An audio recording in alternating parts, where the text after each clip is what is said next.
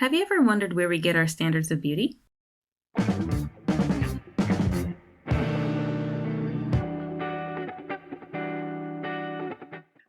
Hello and welcome to my channel.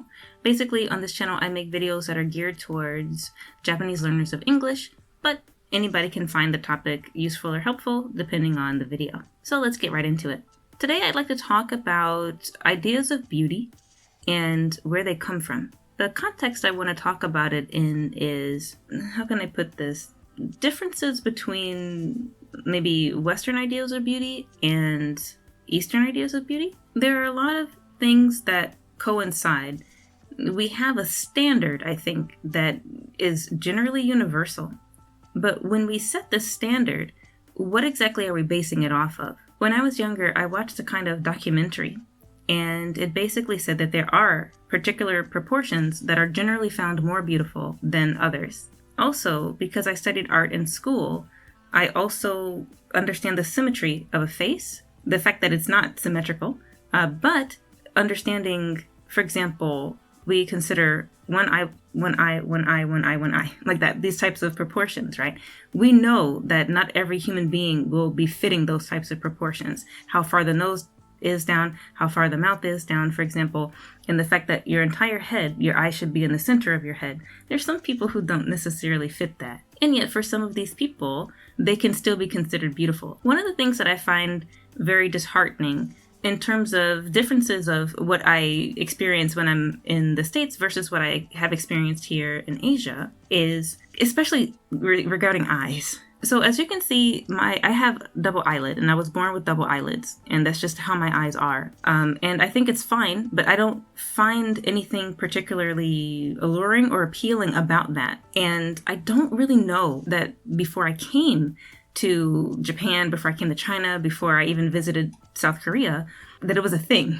But for Asian people, you can have people who are born naturally with a double eyelid and some who aren't. I find Asian eyes very beautiful. I just think that they are. I think that it's something that does kind of make a person sort of easily recognizable as a particular thing, but it's almost always of no consequence. So in the end, it just becomes normal or natural.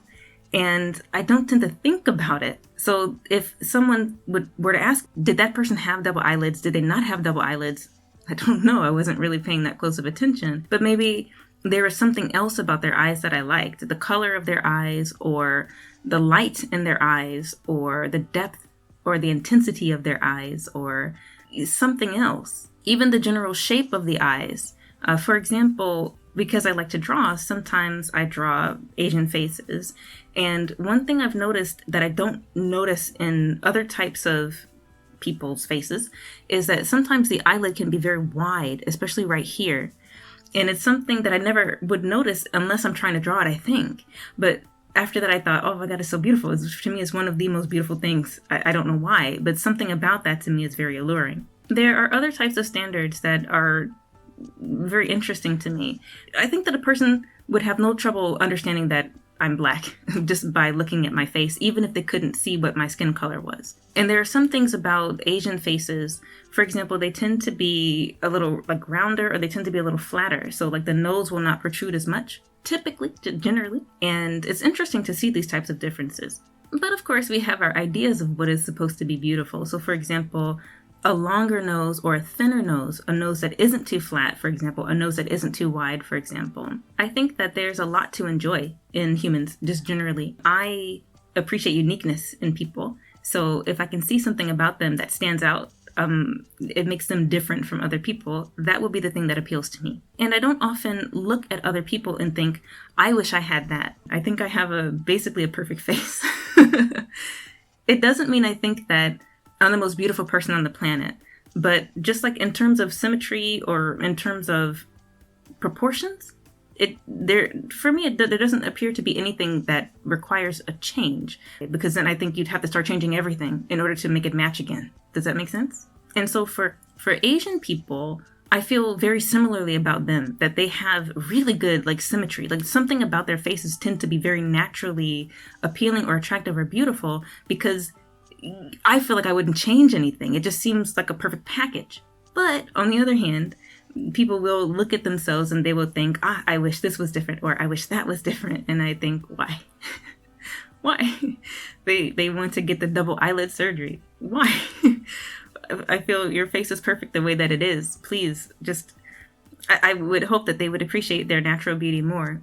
And so sometimes I worry, are they trying to meet another kind of standard? And if so, where is that standard set? Where does it come from?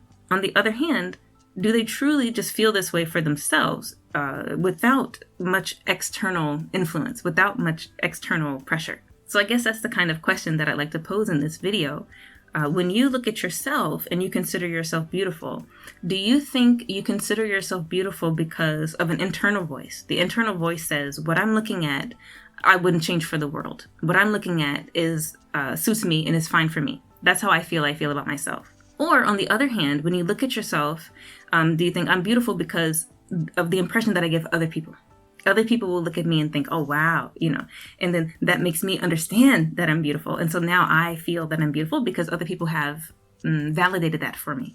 I want to celebrate being human more.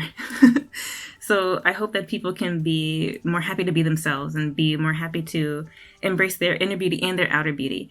Almost no matter what kind of hand that they were dealt. Like I said before, there's beauty in the uniqueness as well. And sometimes your inner beauty can change people's impression of you on the outside anyway.